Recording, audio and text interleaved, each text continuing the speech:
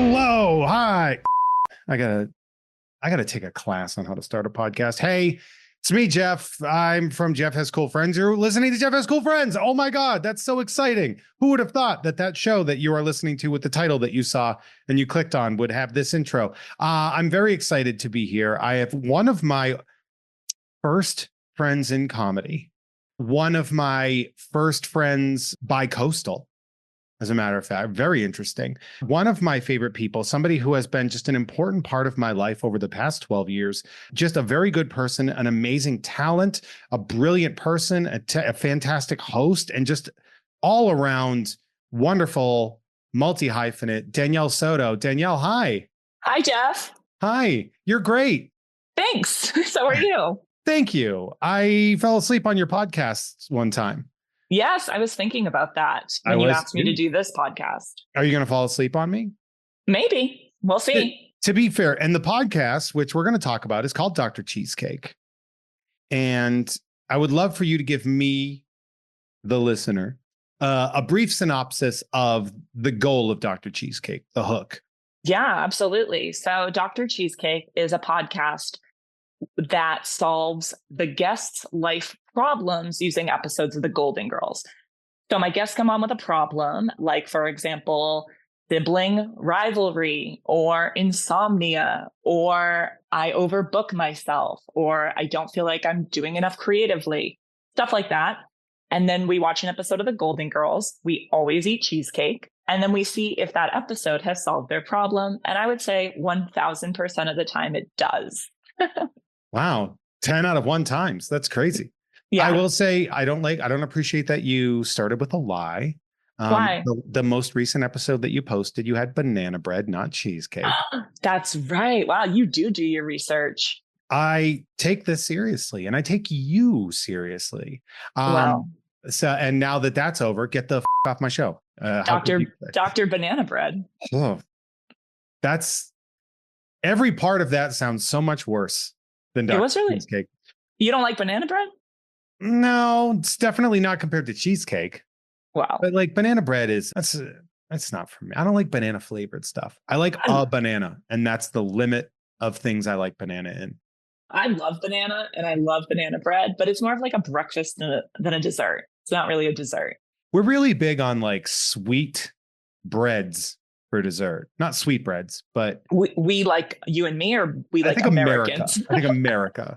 Okay. Where it is very much, I think Gaffigan does a joke about that, right? Where he's just like, hey, you want to have a slice of cake for breakfast? You're like, no, it's like, well, how about a flat cake with maple syrup covered all over it? Right. Do you want a cupcake without frosting? It's a muffin. Something. Yeah. I did this show about 9 years ago. And my problem, along with our very good friend Whitney Melton, was insomnia, which I have battled my whole life. My brain is a pinball machine. I've only recently managed to defeat my insomnia with edibles. Whoa, really? I know, which is not something that one would expect to hear if they knew me before 2021. It was also not in that episode of the Golden Girls where Rose has insomnia. Yeah, she didn't get high. No. That would have been cool, though. Yeah, she just stopped drinking caffeine. Yeah, I can't do that. Nope. No, it's not the 80s anymore. We need this to survive. They could buy a house. Well, they did have a house. That's true. I'm really happy for you that you solved your insomnia. Yeah, it was very interesting to be able to get over it.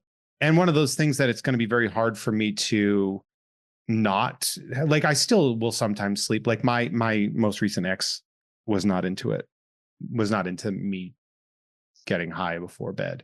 Really? Yeah, I think she didn't want that. And so I tried very much not to do that. But then I would then she'd get mad at me for like tossing and turning. And I'd be like, I got to be honest with you here. We got to pick one or the other. But I did that show and I passed out because I had been up for like 30 something hours at that point. You fell asleep on my floor. Yes. I had a carpet. It was cozy. It was nice. But you laid down on the floor. I did. I passed out on your floor, and that's funny. Yeah. I checked to see the episode, and it's so funny because it's still there. It's What do just you? the episode's still in your Oh, of course. on your stuff from 2015. Yeah. And it's just like it's just with Whitney Melton. Like I removed myself from being a part of that show by solving my own problem, which is to exhaust myself nearly to death. It was iconic. You were the fastest patient. Like the cure happened before we even started the podcast. Yeah, I was like, wow, I'm amazing. I fell asleep back again. Once Yeah. back again hit, I was down. I was like, wow, the Golden Girls. You didn't even make it to the part where the biggest gift would be for you. Yes, you and here's the thing is like obviously the show and everything like that is fantastic, but you are considered one of the foremost experts in Golden Girls. Yeah. That's kind of awesome. Yeah, I'm so proud of it. It's such a like bragging right for me. I feel like it's such an iconic show. It's so beloved. And for people to see anything regarding the Golden Girls and then immediately send it to me or think of me is like the most flattering thing ever.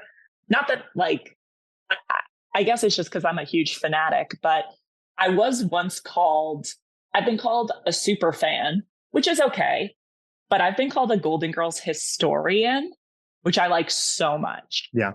I feel like it makes me very like, I don't know, intelligent.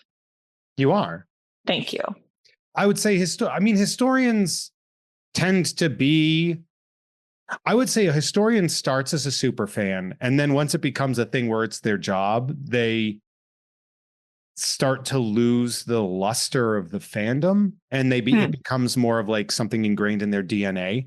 Has that sort of waxed or waned at all in your life? Has like it been a consistent fiery passion, or has it like for me with Tom and Jeff watch Batman, for example, like after a while I'm just like I'm so sick of watching Batman.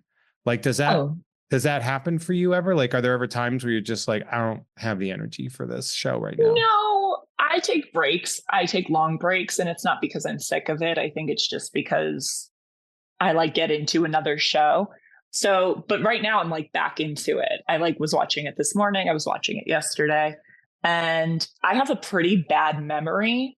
So I'll watch an episode and I'll laugh out loud at the jokes, even though I've heard them 100,000 times. Either they're just that good and they're just that funny, or I forgot them, but I will still laugh out loud. And I do like tell people who ask about Golden Girls or bring it up, I'm like, oh, it's like become a part of my personality. Yeah. Yeah. Like my coworkers all know me for that. My brother and I will play this game when we're together where like sometimes it will be on Hallmark Channel from like 10 to 12, like, just 4 episodes in a row. Mm-hmm. And he'll pause it at like the first scene and be like, what episode is this? And based off like the first image or the first few lines, I can tell you the season, the episode, and the B story. Oh, wow. That's cool. Yeah. So it's like the one thing maybe not the one thing, but it's the thing I'm the best at.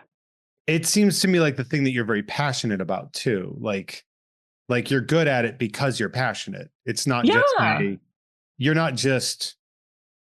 it's not like you're not like a savant at it. Like you're the best at it because you adore this thing and you love it. Well, thank you. It does feel like I've spread the good word of the Golden Girls because there's so much to learn from them about growing older. There's so much to learn from them about being women. I just think that they're role models. So I think that's where the passion comes from. It's not just that it's funny, because a lot of shows are funny, but because it had so much heart behind it and so much good intention and did so much good for the world. And also incredibly progressive for its time.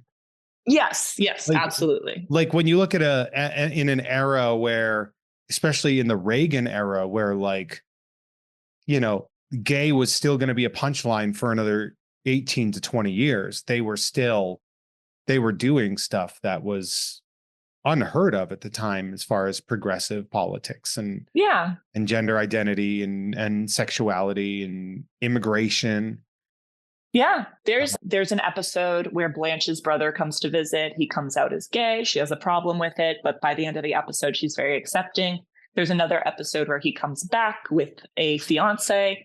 So then it's like, not only there's one episode where you have to accept that he's gay, and there's another episode where you have to accept that he's going to date men, which you think would go hand in hand. But for Blanche, she was like, aren't there gay people that date women? And Sophia goes, yeah, they're called lesbians. And so he like comes back, like there's episodes about biracial marriage, there's episodes about HIV, there's episodes about drug addiction. And what I love about the Golden Girls is that they never sacrificed the humor and the comedy. It was always funny, no matter what they were talking about. They didn't make fun of the issue, but they also didn't sacrifice the comedy to be preaching to their audience. Yeah. I know it's from Golden Palace, but there's the big one, the Don Cheadle and Blanche. And the Confederate flag thing. That I know that was like a big deal. That was like going across the internet a couple of years back. Yeah. Yeah. That's funny that you bring that up, because there's two things that people love to tell me about the Golden Girls that aren't true. One of them is that there was an episode about the Confederate flag. And I always have to be like, no, there wasn't. It was the Golden Palace, which was the spinoff where the girls own a hotel, minus B. Arthur. And then the other thing people love to tell me about the Golden Girls is that Estelle Getty, who played Sophia, who was the oldest, was the youngest actress. And that's not true, because Rue McClanahan was the youngest. Yeah, she was younger than B. Arthur, though. Like, she was younger than her daughter. Correct. That's the fact that people... Good for you for knowing that. I mean, yeah. If it's useless information, I usually absorb it. But if it's important stuff, it's gone. Yeah. It's a real nightmare existence. No, it'd be cool to know this much about like neuroscience or, rocket science. It'd be like really cool to pull that out at a party. But no. Or like computers. Like a lot of times people will be like, well, you're a nerd. Like, can you set up I'm like, no, I'm not the useful kind of nerd. Right. Like, I'm a trivia nerd. Trivial is my existence. Right. Unless I'm winning money on a game show, there's not much happening here. That's a skill. I mean, it's paid my bills for the past 2 years. That's for sure. But like that. Yeah, it is definitely one of those things. Cause like it is interesting being called a historian. Cause I've had a similar, I had that TV show that didn't take off where they were like, you're going to be our historian. Like, you're a pop culture historian. That's what you do. And I'm like, oh, I guess it is. Yeah, there's a lot of I think maybe it's TikTok that's bringing this to light, but they're like, why are you so brilliant for reading all these books, but you're not so brilliant for watching all this reality TV? Like, isn't it in the eye of the beholder? Like, if you're able to retain a ton of information, regardless of what it's about, like, why is one thing smart and one thing's not smart? If you know everything there is to know about Broadway musicals, but you don't know anything about dinosaurs, like, who's to say? No, I don't believe that. And there's so many levels of like what intelligence is. And that goes back to my teaching sort of thing where, I would tell kids all the time, like standardized testing, like MCAS, Yeah. And I'd be like, MCAS can't tell you how smart you are not. It can let you know that you're maybe not a great test taker. Right. But it can't tell you, it can't give you an actual level of what you're not capable of, because it's an unlimited potential. Right. Right. And that is sort of one of those things. I think as when it comes to sort of the consumption of media, I think one of the things that sort of differentiates sort of like when things are fully provided for you as opposed to the theater of the mind is I think it activates slightly different parts of the brain. Oh. But even then, so what? Like, read too, like also read. But right. Like, watch Rock of Love. It's great. It is great. Did you love Rock of Love? Because I loved that show. Of course I did. Yes. Yeah. I wanted to be on that show. I don't think I was in the right city or the right age bracket. I think I was like just maybe too young. Like, I think I might have been 17 when that show was on, but maybe not. But too young for it to have been on TV, but not too young for it to have happened backstage. Yeah. But, okay. We must be thinking about, I was going to say, we must be thinking about different music industries. No, no. Honestly, before there was Pete Davidson, there was Brett Michaels. I know. I know. You used to, I remember there was a thing where you were like, because we, like, here's the thing. And I want to go back to, I want to hit a slight rewind here because of, there is a lot to talk about in regards to us, like me and you. Like Yeah. we've spent Christmases together, just me and you. Yes. We've had very, very close experiences and encounters and things. And so like there was this wild because like your type, and I always used to give you a hard time, was like kind of like scumbag rock guys. Yeah. It's called Noodles with Doodles. It's tall, skinny guys covered in tattoos. Okay. You like a noodle with a doodle. A noodle. Well, multiple doodles. One noodle. One Doodles. noodle, several Plural. doodles, multiple doodles. So, yeah. Yeah. Wait, can we talk about that Christmas real quick? Yeah. Yeah. Absolutely. Jeff and I went to Santa Monica Pier. We did. We rode the roller coaster twice, even though you were very scared. I didn't like, it wasn't that I was scared. I had stuff in my stomach and I was going to get sick. Oh, really? Yeah. That's why I was like, I hate you. I hate you. I hate you. It wasn't about me like being afraid. Although to be fair, a pier roller coaster is not something that I would fully trust anyway. But no, I just had items in my tummy. Oh, interesting. I thought you were scared and I was laughing. I love roller coasters. But then I think after that, we went back to my apartment. We had lunch first. Where do you remember where? The Mexican restaurant on the Santa Monica Promenade, the third Promenade. Yum. And then we went to my apartment. We did a platonic hot tub. Where I brought my phone into the tub with me and destroyed it. Yep. You jumped into the hot tub and then you went, no. You got out because your phone was in your pocket. Yes. And then we went into my living room. We put on some Batman. Batman Returns and Gremlins, I believe. I don't think it was Gremlins. We watched Gremlins because I left the DVD at your house. Oh. And then your roommate, Carrie Martin, doodled all over it after the fact. She wasn't your roommate at the time, but I left it there. Oh my gosh. Because your roommate at the time, I believe, was my ex. Did you give me an adult version of a Batman? Okay, I still have that because I just moved and I brought all my DVDs. I don't have a DVD player, but I brought all my DVDs and that was one of them. Yeah, I gave you Batman XXX. I got it as a gift from a comic book message board that I was on. And I guess Axel Braun or whatever was like sponsoring. So he sent a bunch of porn. So they sent it out to the people. So they like redistributed it. So I had a Batman XXX porn. Oh, I still have that. I don't have Gremlins. No, she gave me that one back and it was like doodled on, like she like drew all over the cover. And I was like, what is a dick move? But okay. Maybe it's worth more now. It's got original artwork on it. Yeah. Yeah. That is. Yeah, that was a fun little Christmas. We actually met in the early summer of 2012 in Worcester, Massachusetts. I was doing an open mic hosted by a good friend of mine, somebody I still see when I go home, Sean Connolly. And you were there.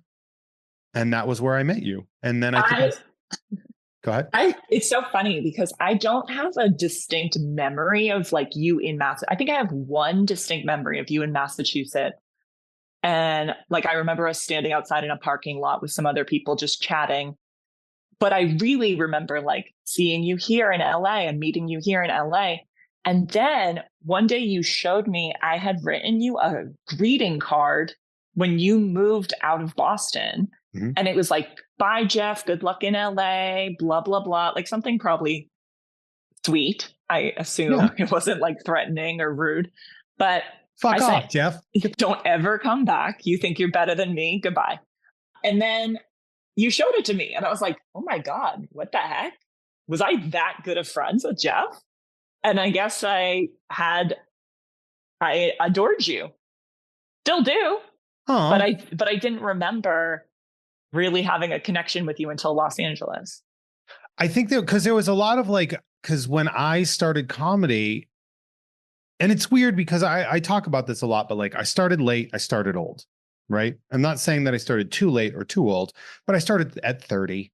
You know, I was leaving a career for it.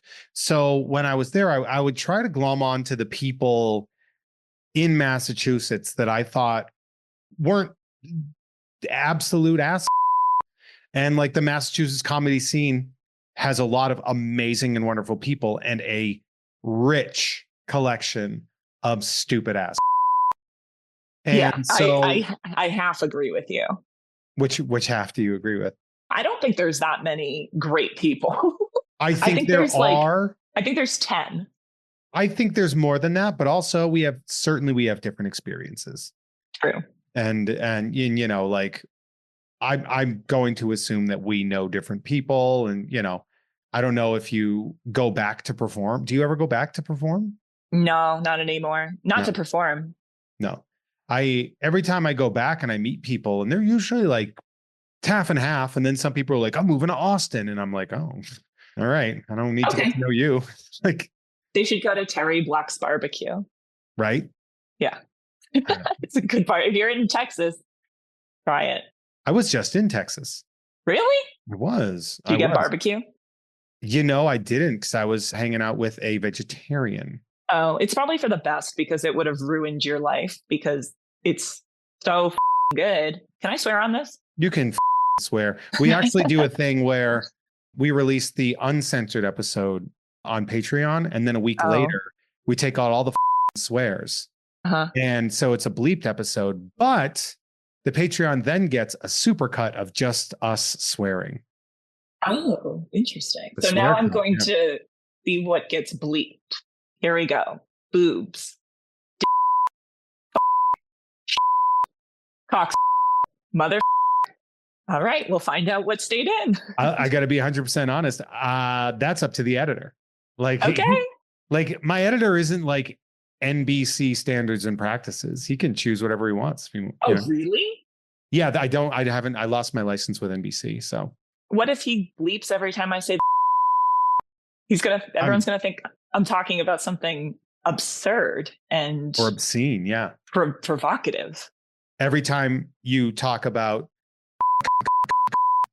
people are gonna be like, oh my God, I can't believe she would say something like that. I've never put that in my and it's a cake. Jesus Christ. I don't know where to go from here. Okay. It's okay. It's my job to steer it. You don't have to host. You can just chill. It's just about you. You're great. Luxurious. You know what's funny too is like there's certain things that I remember about you and being like, this is the kind of person that I like. One, I remember you did comedy in a Poison Ivy costume. Oh my gosh, I did that. And I was like, Halloween. I also like Batman. Oh yeah, that's very on brand. Yeah. And not only did I do it in the costume, I wrote an entire 5 minutes of plant puns. Yes. So I did it in character. Yeah, I remember there was one about how you're the only poison ivy that you can eat. Oh my gosh, that's funny. I used to be funny. I think you still are. Did you stop doing stand-up? Kind of. I love doing stand-up. I love performing. I got a little disheartened after the pandemic because it was so sad. People were so sick and losing people. It was just such a sad time. I don't know if you remember 2020, but it was sad. And I've never heard to go back, trust me, to go back to these like green rooms where people were so cynical. And I don't know if you know this, but there's some big personalities in comedy.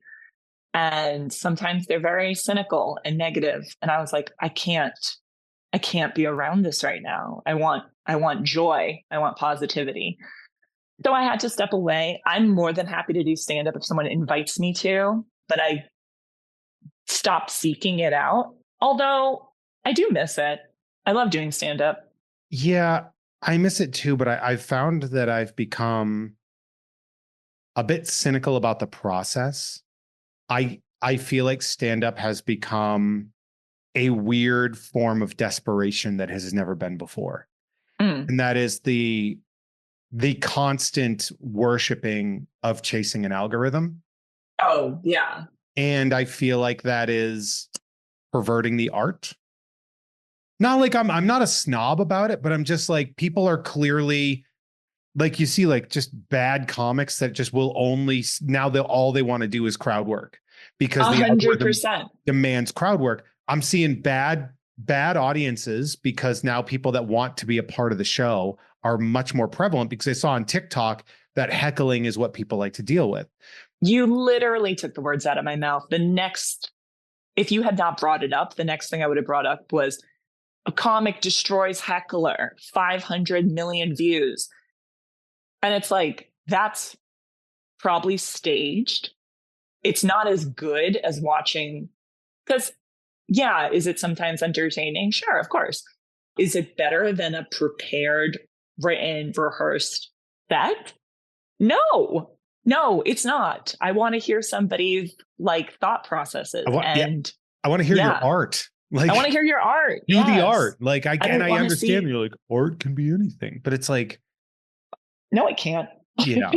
I find it very, and look, there's room for populism, right? There's room for Amazon, right?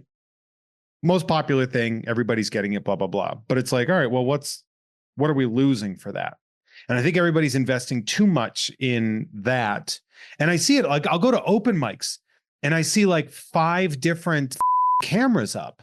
Yeah. And I'm just sitting here, I'm like, this is an open mic. There's 7 people here. Right. Just audio record it. If you're doing, like, what do you need to remember? Although if some people are like new and they're like looking for like bad habits or like mannerisms that make them look nervous, like, sure, of course, a video. But that's not what they're doing. I know that's not. I love to give the benefit of the doubt, but it's not what they're doing. They're clip chasing. Yeah. And I remember going on stage at an open mic and I would just be like, I just went like, put your tripods away. I was like, none of these videos are going to make it onto Instagram. And if they do, they're going to look really sad. There's nobody here. Yeah. Like, unless you're going to be doing material and then pumping in fake crowd work or fake laughter, which is also pathetic. I was like, stop doing this. And then I was just like, maybe I should go because I'm being an asshole. Oh. Did you say that into the microphone? You said, maybe I should go? Yes. You said, maybe I should go into the microphone? I said, maybe I should go. I'm being a huge asshole, right? And everyone was like, yeah, kind of. I was like, kinda. Yeah. Oh. It's just like, I'm so exhausted by that energy. I feel weird, like, shitting on comics that are out there doing their thing when I'm not out there doing my thing. But but that is what I'm about to do. My thing is not like you're recording yourself, you're trying to go viral, you're trying whatever, you want to put this on YouTube or whatever. Mine is like when you see a comic get up on stage and they don't tell any jokes. They just talk. They talk about something that's annoying them, or they talk about something that is in the zeitgeist right now, and they just like riff. They're trying to find the joke. Right. And I'm like, I don't care if you're the least funny person on the planet, but you got to tell jokes. That's what we're doing here. Yeah. At least a good premise, please. Yes. Tell a story. Maybe it's not a funny story, but you're trying to make it that way, or you think it's funny. But to just get up there and just ramble, I'm like, what is this? This is lunacy. I remember I dated a comedian. Surprise. I dated a comedian for a couple of years. I've dated a couple comedians for a couple of years. And one of them, she was a brilliant joke writer and a bad comedian because everything she did was so obviously rehearsed. It was like a one-woman show. And I was like, you look so uncomfortable. You're clearly delivering your lines like an actor and it looks unnatural. And I'm the opposite, where I go up with an outline of where I want to go and then I find it. Yeah. But I definitely show up with like a hook, a punchline or something. But then I'm like, I'm a lot looser than that. And so it was this really interesting, like hot front, cold front collision of trying to like help each other get better and then it was like, I think I took her to a set list once, which if you don't know what set list is you show up and you don't know what the 3 subjects you're going to talk about are until you go up. They call it comedy without a net. Okay. Like you show, and it's usually reserved for like really high level comedians. Like, you'd see a Laurie Kilmartin, a Dana Gould, or, like these kind of people would do it. And you see like masters thinking on their feet. And it's really exciting. It's my favorite way to do comedy. because it is like you have to think on your feet. You have to get that up. And I was like, well, this is, I think, the best practice for stand up. In my That's opinion. cool. I But again, like you said, I heard this once and it always stuck with me. It was comedy is like fire breathing, like leave the really hard tricks to the professionals. And I think that what you're talking about is a really hard trick. yeah, that's why And it's an open mic. Yeah. it can be beneficial, but not for everybody. Sometimes for some people, it's like, oh, my time probably would have been better spent writing. Yeah. I think it's a way for people to flex a muscle that they might not be used to. Yeah, maybe. She had a breakdown. Oh, I'm sorry. That's not funny. It's not, but it's like, it's such a low stakes thing. I just wasn't expecting you to say it. That's why I laughed. It was so low stakes because it was like an open mic. There's like 12 of us in the room and we're just trying to figure it out. And it flustered her so much that she just like shut down and like stormed out. Oh no. And I was like, I feel like I should probably follow her. Did you? Of course I did. I'm not a psychopath. Okay. Did you not? You did the right thing. Well, I know. Just the okay. When I said I'm not a psychopath, you're like, okay. You're like, aren't you though? Not in this scenario. Speaking of psychopaths, I don't know if you know this, but if you go to patreon.com/Jeff May and you sign up, you could be a producer on this show. People can produce a show. You can pay money and I will say your name out loud. And then maybe me and my guests can talk about that. Who knows? I know. So I'm going to give a couple of shout outs and maybe Danielle, we can talk about them. Who knows? So we're going to shout out Aldo Vargas is adding Jeff Has Cool Friends producer to his resume. Do it. Put me as a resource. I'll do it. I'll answer it. Shout out to Mr. Billy Beck. Shout out to the To Be Terror Bunny says the strike may be over, but Egg Bob Iger anyway, cuz fuck him. Shout out to Lemming Malloy Returns. Shout out to Bart Fartigan. I want to say that in our accent. Bat Fadigan. Bat Fadigan. Bat Fadigan. Shout out. Shout out to Norm from Cheers. Hey, Cheers. You ever been to Cheers? Norm. Hey, Norm. Do you ever watch Cheers? Do you ever do that one? Yes, of course. Actually, I watched it like the other night. Time for a new show, Dr. Beer. Dr. Beer. Dr. Alcoholism. Yes. Or are you going to get a real mix of people that are going to listen to that one? Dr. Beer Nuts. Shout out to Dan Hackroyd. Shout out to Normal Man, Andrew McGuire. Shout out to check out this month's Nerd with Dre and Jeff. We're covering monster cereals this month. Do you have a favorite monster cereal, Danielle? Remember like Count Chocula, Blueberry, Fruity Yummy Mummy, Fruit Brute, Carmilla Crunch? Do you consider a toucan a monster? I don't. Okay. What do you consider it a bird? It's a bird. I feel like most people would. Yeah. You're a Fruit Loops girl, huh? Yeah, I love Fruit Loops. Really? But no Tricks. What about Tricks? Tricks are fine. What's the one that's Oops All Berries? Captain Crunch? Crunch Bear? Yeah. Oh man. Yeah. Is a captain a monster? Some of those pirates were bad. In the military, some are, yes. That's fair. Okay. But no Count Chocula, no Frankenberry, no Blueberry. I don't know if I've ever had any of that. See, like you've listed all stuff that doesn't have marshmallows in it. Well, Lucky Charms are fine. Okay. Yeah. So Lucky Charms. Irish people are monsters. You can't say that, Jeff. Oh, I guess you can. You're Irish. I am really 0% Irish. Oh, you're just a white guy. I'm just obsessively pale. Yeah. Huh. No, leprechauns can be monsters. There's that scary movie. Say it. Leprechaun. There it is.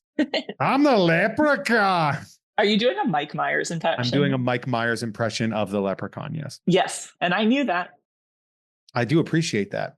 He utilized that both on Wayne's World 2, as well as their MTV special promoting Wayne's World 1, maybe. Okay. Yeah, I remember that. I always think of him doing that anytime someone says the word leprechaun. They're freaking me out, man. It's great. It's brilliant. It's yeah. So but yeah, we're doing this whole season. We're doing Nerd, me and Dre Alvarez.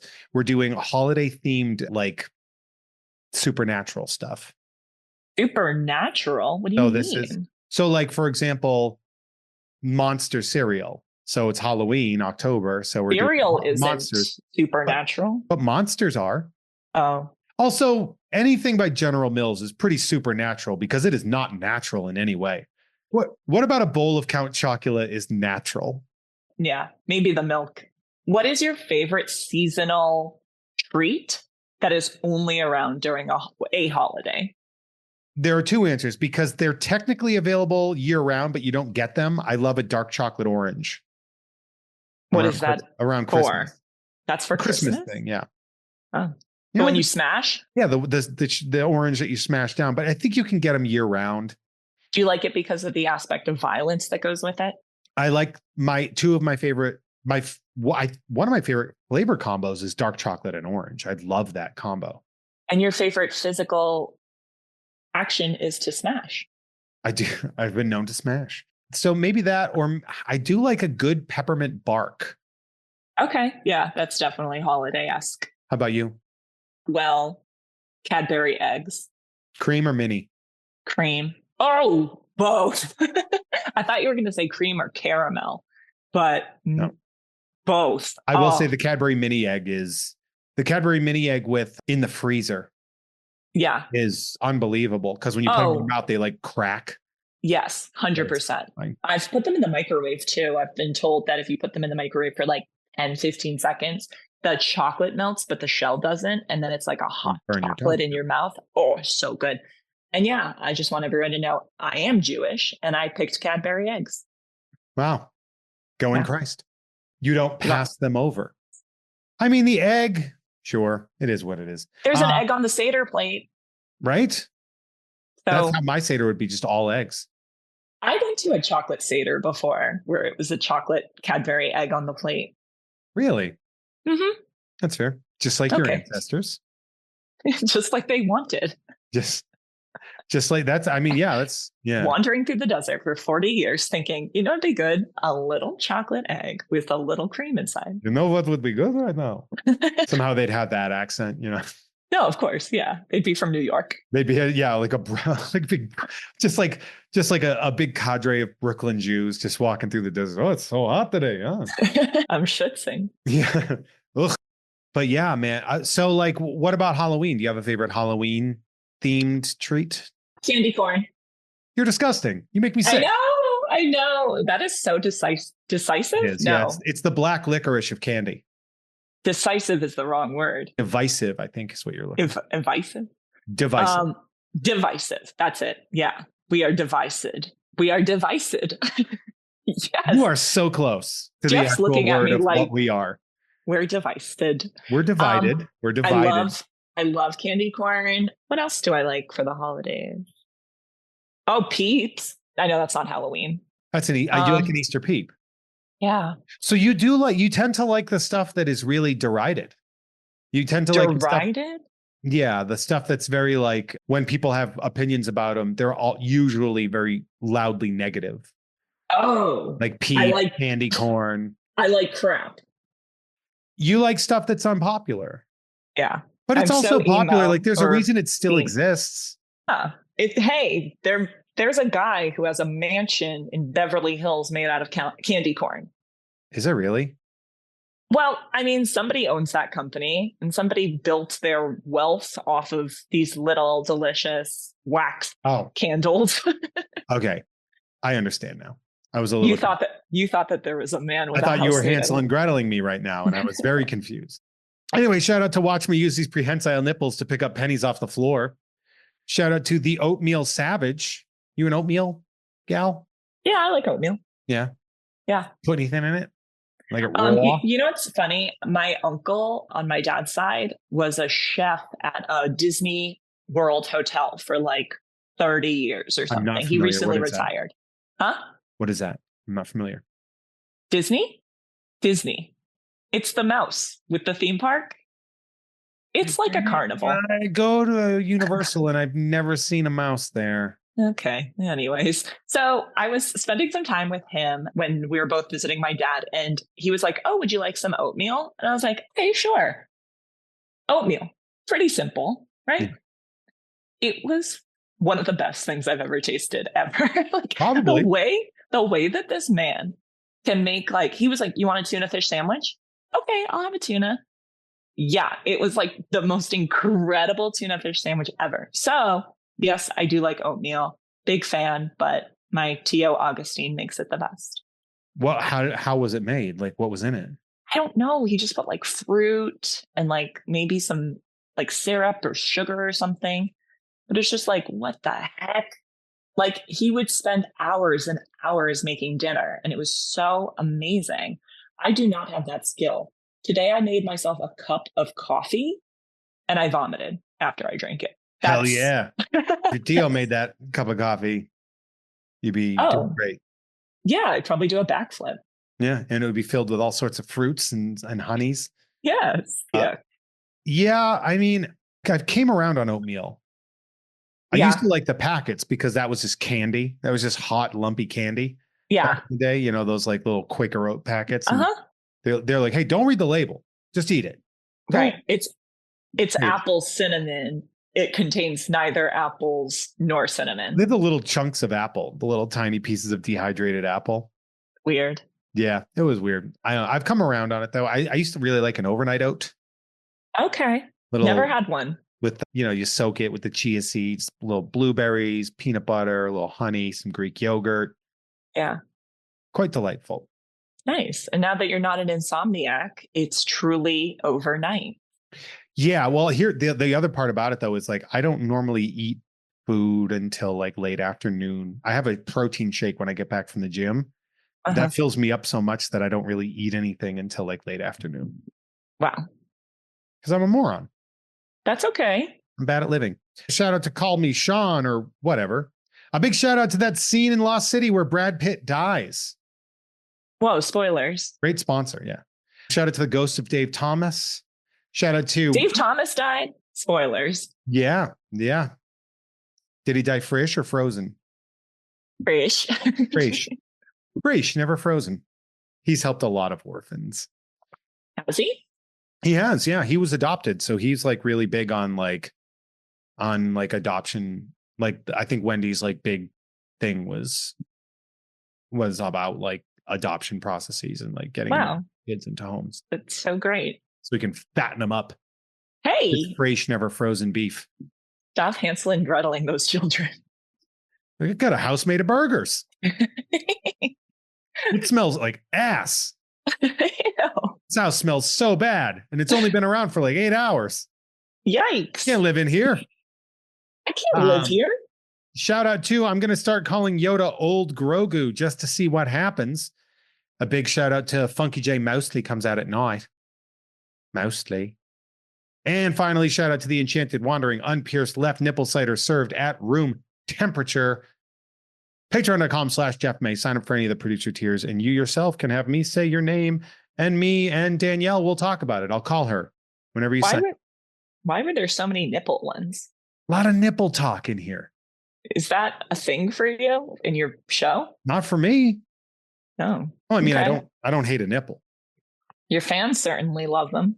That's fair. Or they are them. Yeah. So that's fair. No, I don't hate it. Okay. The last time I saw you in the real world was at Universal Studios Hollywood. I was with Jono Zale. Yes. A Boston comedian that I met as well. Yeah. And we were just looking, and then I turned around and you were there. I know. That was really fun. That was really fun to see you guys there. It was great. I really enjoyed it. I used to be a gold member. I was a gold pass member. Ooh. Yeah. Then that went away. It's not a thing anymore? It's not a thing for me right now. I don't have the time to do it because it was like a pretty good deal. It was like $300, free parking. Yeah. That day I was working at the studio tour, which I haven't done in a really long time, although I did get scheduled for a shift there this week. But I would say 99% of the time I'm at the VIP experience. Really? And that's my job. So what is the VIP experience then? So the VIP experience at Universal is essentially semi-private tours where in the morning I meet my guests in the lounge after they have valet parked for complimentary.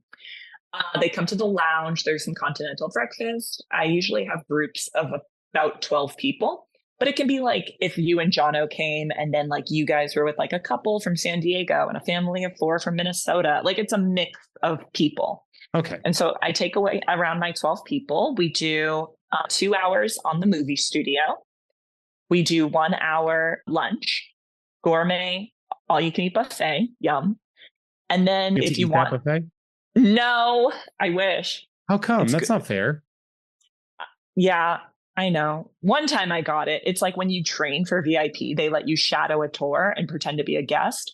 And so for that day, I got to eat there and it was amazing. But it was also the day I learned that I will never put my guests on a roller coaster right after lunch because it's a buffet. No. And I think it was Jeff May who once told me, Danielle Soto eats like she's in an eating contest. Well, I only said that because that's how I describe myself.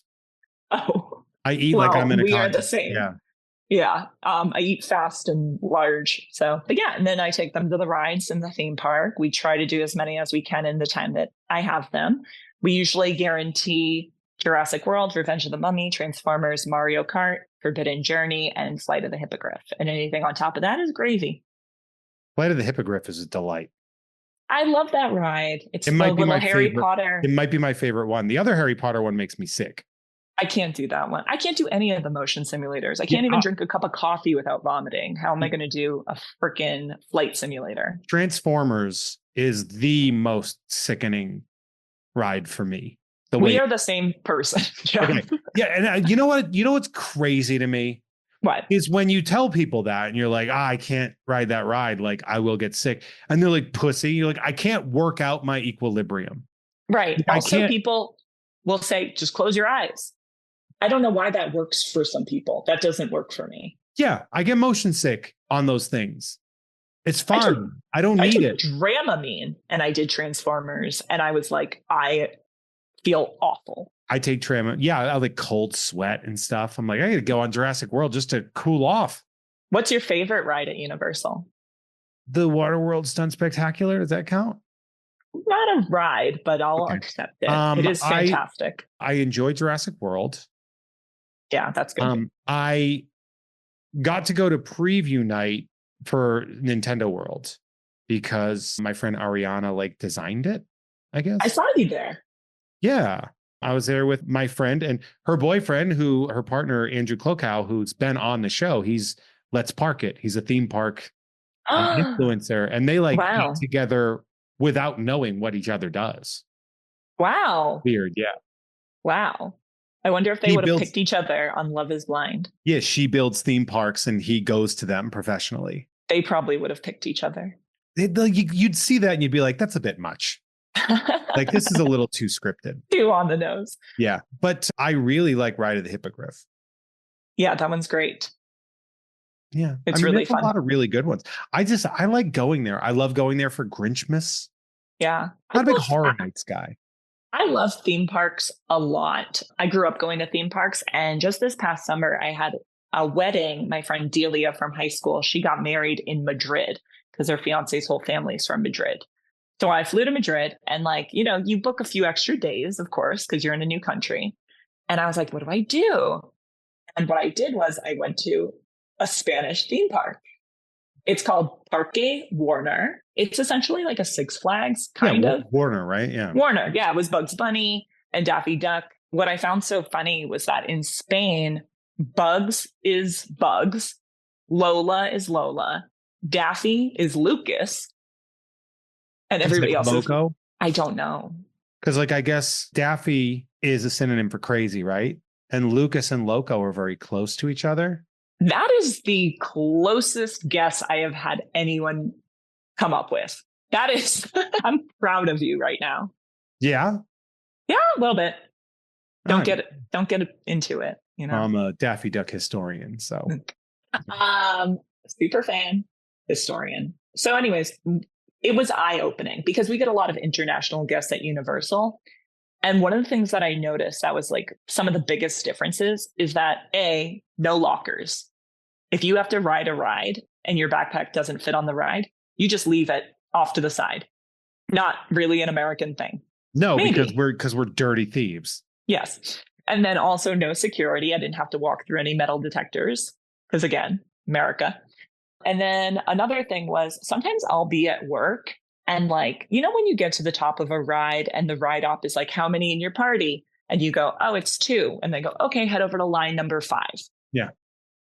None of that exists. They're like, And in figure it out. Madrid, they go 4 in a row, go 4 in a row, go 4 in a row, go, and you just figure it out. Yeah. And nobody gets in physical fights. But I think people in the US like structure. I think people in the US like what they want. Yeah.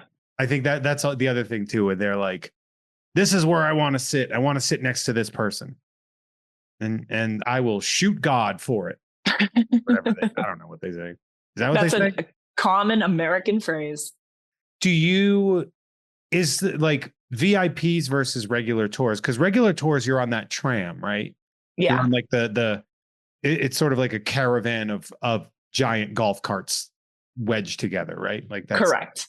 And then you're kind of doing like you're voiceovering everything that they see. How long did it take for you to like learn the tour itself? The training for studio tour tram was 3 weeks, and training for VIP was 1 week. So they give you this big giant binder, and you just have to learn the script essentially. I wish I knew how many pages it was. I would guess about 100. And then once you know the script, then you can go off book and you can come up with your own stuff. And that's why it's always good to hop on the studio tour if you're at Universal, even if you've done it before, because depending on which tour guide you get, you're going to get different information. You're going to get different jokes because you can really make it your own. And that's what I love about it. And that's probably why I don't like need to do stand up, because I really get to flex my performing muscle when I'm at work, which is such a blessing, is that I have a job where I'm performing, even though it's for an audience of 12. Yeah, just have one of them hold your phone and record you the whole time. I know. Here's my tripod. Move. Be my tripod, Chad. Hold this. Yeah. I mean, I can give you my pitch about the studio tour if you like. Yeah, please pitch, because I love the studio tour. Me too. I like when Vin Diesel and The Rock hang out with me, and then King Kong does. Yes. They're hanging out with you. They all hang out with me. So when we get to the studio portion of the day, I say to my VIPs, what we're walking by here is called the world famous Universal Studios Tour. This attraction opened in 1964. So as of July 15th, we are 60 years old. That vehicle is called the tram. It is 4 cars long, holds about 165 guests. And if you have a ticket to the park, you have a ticket to the tram. Anyone can ride this as many times as they'd like. It's a 45-minute loop around the movie studio, and then they're dropped back off here. That is not our ride. We are going to be on the trolley. It's a much more comfortable vehicle, fewer seats. We're going to take you on and off the vehicle, walk around some of the sets, go inside some of the buildings on our back lot. It's a much more behind the scenes look of how we make the movies. This is the creepy part of the tour where I tell you to follow me behind these bushes, but it's where the car is parked. That's so good. Is that cute? That is so cute. Thanks. Did you add the creepy part? Yes. I added all of that. What do you mean added it? Oh, so that's your specific, like, I didn't know if there was like a script you had to learn and then flesh out. That's just what I say. Well, that's very good. Thank you. I love that. Have you guys ever like accidentally bumped into like a filming or anything? No, I saw John Legend once when he was the coach for The Voice. We saw him walking around. Stage 12. Yes. Well, it used to be. Now it's in 30, but it did used to be in stage 12, which is the largest one. I worked on stage 12. What were you in? Taylor Swift? When I worked on The Taste. Oh. Anthony Bourdain. We were on 12 and 20, I want to say. So you brought up horror nights. This year there is a maze inside of Soundstage 12. And it's not like a popular one among the guests, but I loved it. And part of the reason I loved it was because it was so incredible being inside of Soundstage 12, just in and of itself. There's so much history there. Okay. And it just felt very, it resonated, I'll say. I mean, yeah, because that's where we filmed, because we had like 2 stages, and one of them was like the competition stage where they would do their cooking and you know, like the filming and everything there. And then we had like the sort of like chill out stage where like all of them had their own like trailers. Their trailers were actually like in the soundstage, and it's where everybody ate and stuff like that. It was really cool. It was a cool experience. That does sound cool. One of the funniest things, speaking of Cheers, I don't know what the name of the show was, but Elizabeth Shue and Ted Danson were on it. NCIS, was that it? I don't know. Maybe. But there was a show, and they were filming across the way, and they were like the actors were really interested because they really liked Tony, I guess. And they were like, oh, like, I love Anthony Bourdain. This guy's great. And I'll never forget, I walked by Ted Danson and he's like, hey, come here for a second. And I was like, yes, yes, sir. He's like, what are you guys filming in there? Some kind of cooking show? And then he mimes eating cereal out of a bowl. And I was just like, yeah, is that how you do cooking? Because he was like, Did it he was like laugh? eating porridge, like miming eating porridge, like a cooking show. And I was like, no, you just had to say the word, man. Did he laugh? Did he laugh? Yeah. I mean, he seemed really good natured and stuff. He was really nice. Also, my boss at the time, we were sitting on a golf cart driving by and he waved at Elizabeth Shue.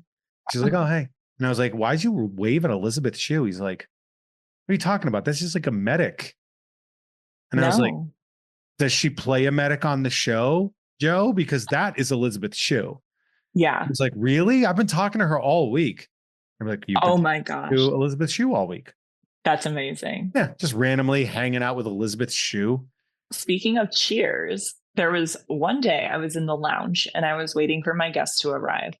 And up the stairs comes this big, big group of people. Like we do sell private tours, which can be like 20 people, like whatever. So this big group of people comes walking up the stairs and I'm standing at the top of the stairs and I'm like, breakfast is to your right. Bathrooms are to your left. La la la. There's water bottles. And I'm just like barking at these strangers.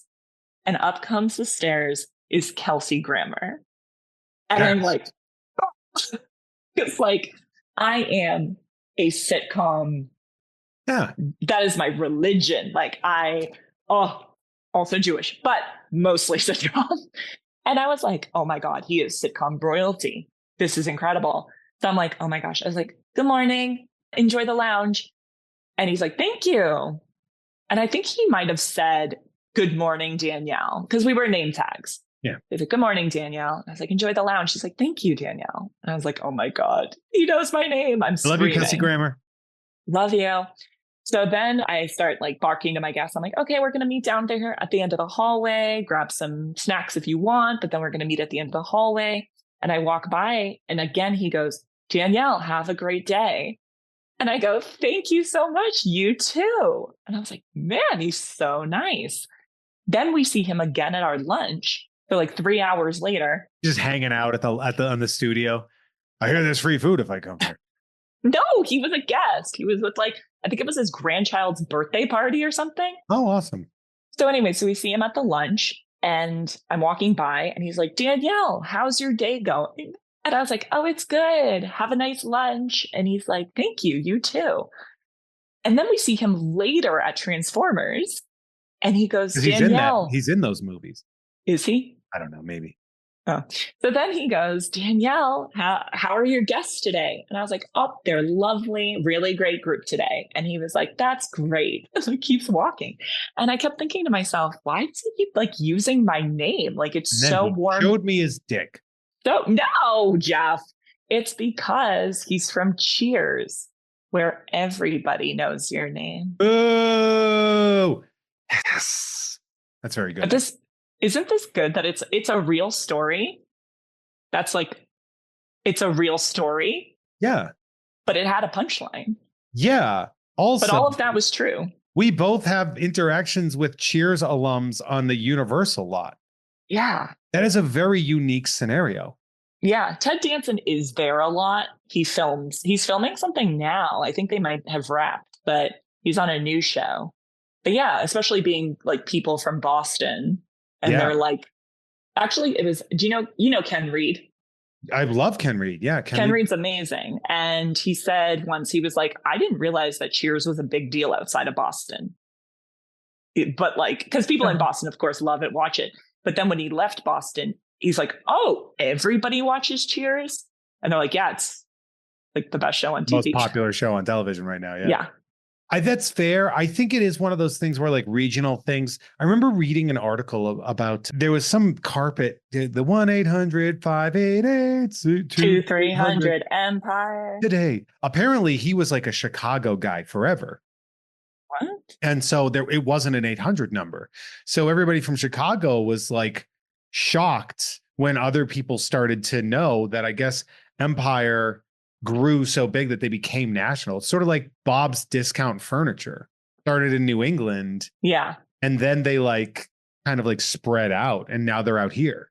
So I have a friend from work, Kyle, and he grew up in Alabama. He's from a town called Bug Tussle, and it's like kind of near, yep, Bug Tussle. It's not the, you're lying to me right now. That's not the No, name. that's real. And it's kind of near Birmingham. And he was like, when I found out that other people knew about Rosa Parks, I was shocked.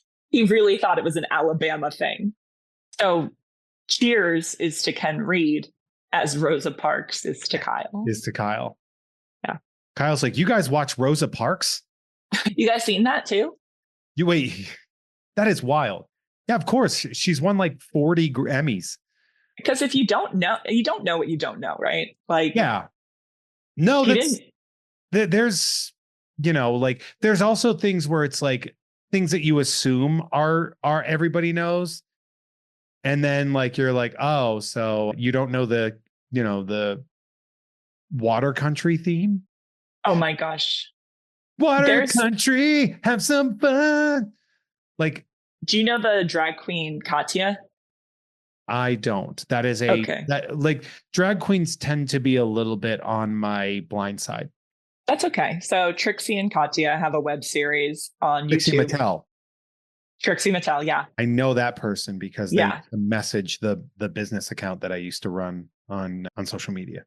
Ooh, cool. Katya is from Boston, and she always sings that Water Country singer. She's actually from, maybe she went to school in Worcester. I don't think she's from Worcester. But anyways, she always does the Water Country thing. When the sun is blazing, it's hot. Water Country's a very cool spot. There's no better place to be young. Water Country. Have some fun. And then sometimes they would have to go be like, come on down, spend the day, ride the Water Country. They would also go, something about action and fun. Water Country's a very cool one. There was like another verse. Yeah, they did several versions of it. I think Matt Shearer did a thing where he hunted down the guy that wrote the song. Whoa. You follow Matt Shearer at all? No. Sorry, Matt. He works for WBZ Radio. He's like one of the most popular Instagram accounts. He's just like a good New England reporter that does like man on the street, like brilliant. He's at Reporter Matt. Danielle, he's absolutely hilarious. Okay. He seems like a very good man. I'll check him out. Did you know that the person who wrote Spooky Scary Skeletons is the same guy that wrote the theme song for the Golden Girls? I don't know if I did know that. I didn't until like 4 days ago. It always sounds like it's sung by Thurl Ravenscroft, who also sang The Grinch. Oh. Did you know that the narrator for that Grinch? Boris Karloff. Was Boris Karloff, who played Frankenstein? You mean the guy on my shirt? Yeah. We're both wearing Universal shirts. I'm wearing Jurassic. Oh, look at that. This is technically Hammer, I believe. It's a Hammer shirt, but that's fine. You know, Frankenstein's a Universal monster in general. What was I going to say? Oh, yeah. So the guy who sings the Grinch theme is Tony the Tiger. See, this is people. Oh, I love stuff like this. People's careers are unbelievable sometimes. Yeah. Thurl Ravenscroft was his name, too. There's a guy who owns a house in Beverly Hills built on Frosted Flakes and being named. Oh, he's very dead. R.I.P. R.I.P. Thurl. Think about it, like Thurl Ravenscroft and Burl Ives both being iconic Christmas song voices. There's something to be said about guys whose first names end in URL. Not the website, but the Danielle, I gotta be honest with you. This went by so fast. It really did. This really did. I could literally sit here and catch up with you because, you know, it's been a while since we've, and I was thinking when I was like, you know, I was like looking at like who I've had guests and I was like, how do I want to organize? And I was like, I need to get Danielle on the show. Oh, I think you're very interesting. I think you're very cool. I think you do a lot of cool stuff. You host Golden Girls Trivia, I believe. Is that right? Yeah, I do. It's the third Monday of every month in West Hollywood at a place called Hamburger Mary's. It's the third Monday of every month at Hamburger Mary's. So if you're listening to this yesterday, if you're listening to this upon recording, then yesterday you should have gone. No, it's tonight. But this episode drops Tuesday morning. Oh, I see what you're doing. So Wait a minute. Are you from the future? I am, in a way. In a way, I'm from the future. But yeah, so the third in Hamburger Mary's in West Hollywood. So if you are an LA local, come on down.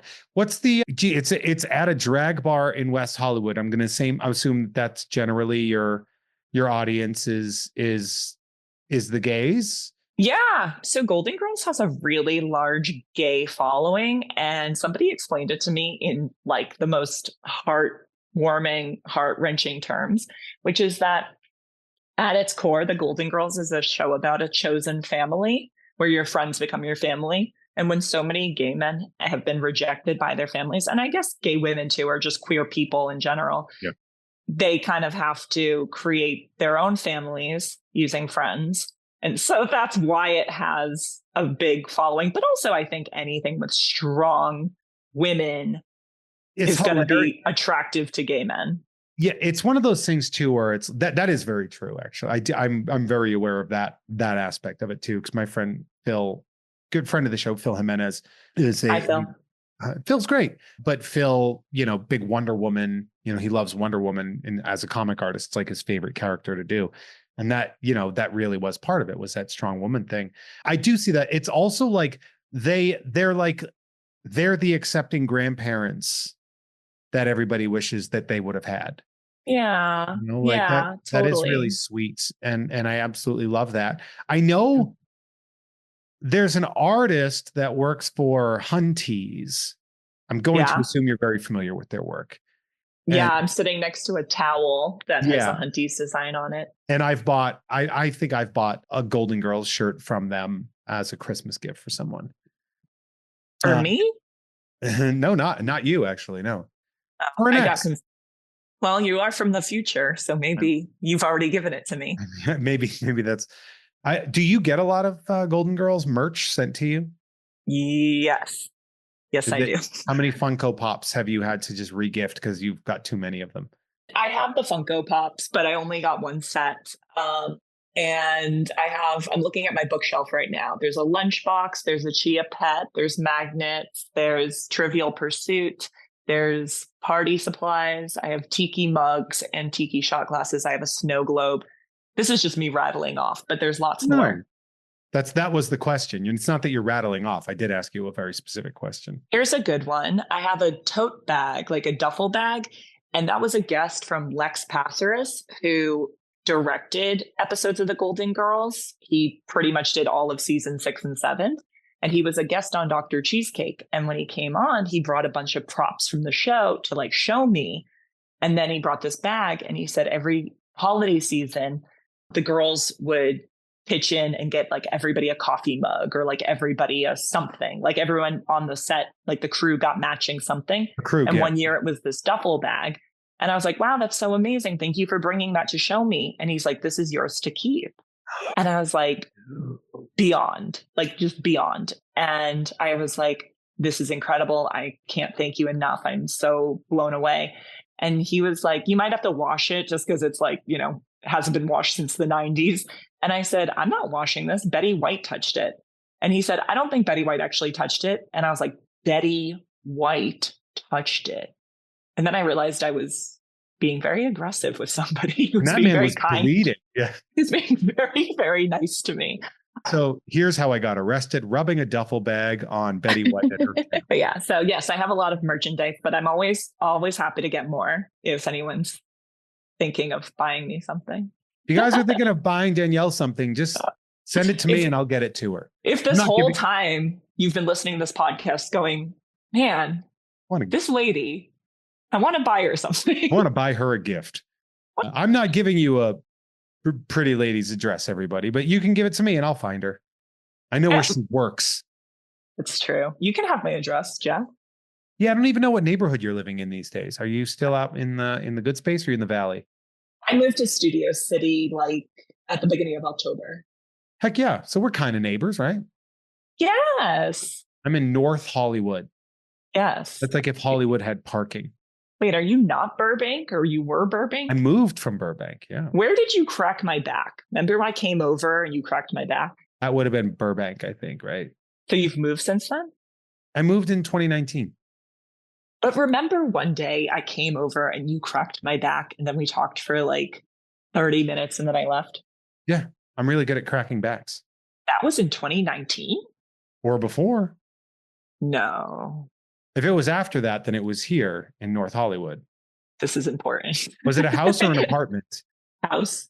Well, technically my old apartment was in a house, so there's no way we'll know.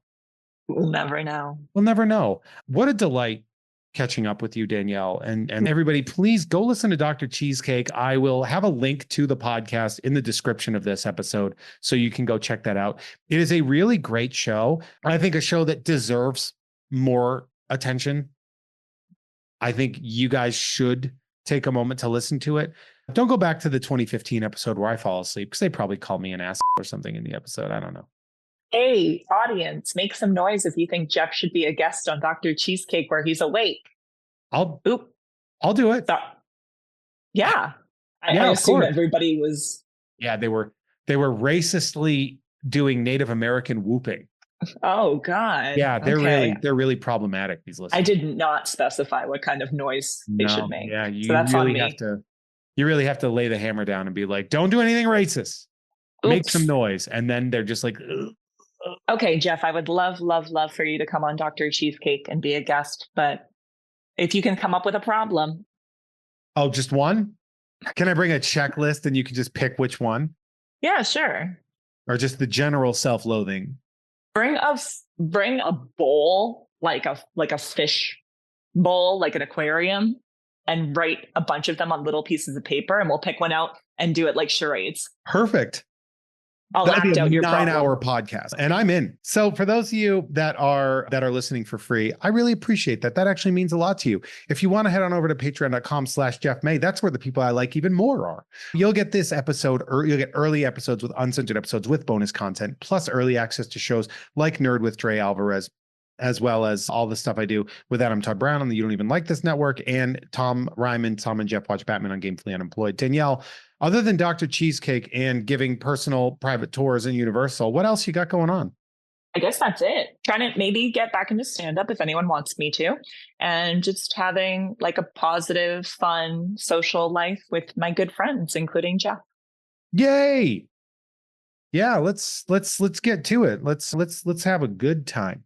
Again, if you want to follow Danielle on social media, she is at Danielle Soto, DANIELLESOTO 617. That's a Boston reference. Yeah. I had to pick something that wasn't the date of my birth.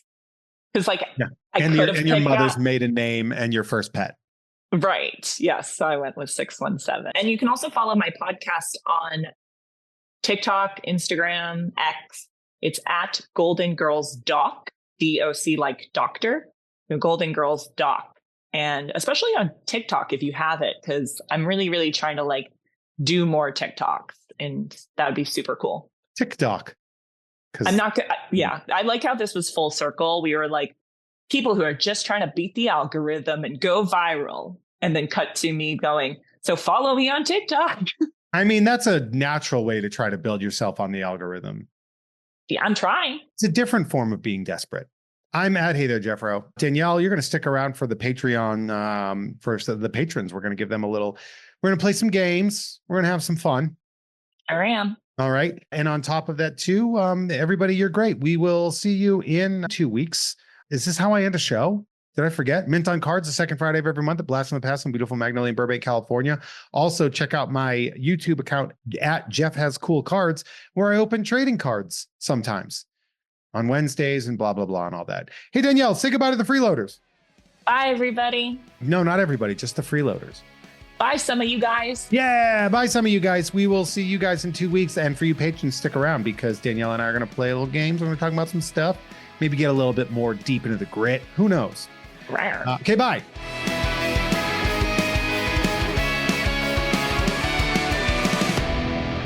Hey, everyone. Our artwork is created by Justin T. Brown, who can be found at Artness by Justin Brown on Instagram, as well as artnessbyjustinbrown.com. That dope music you heard is by Troy Nababon, available at Troy Nababon on Instagram, as well as at troynababon.com. Nababon is spelled Nabab.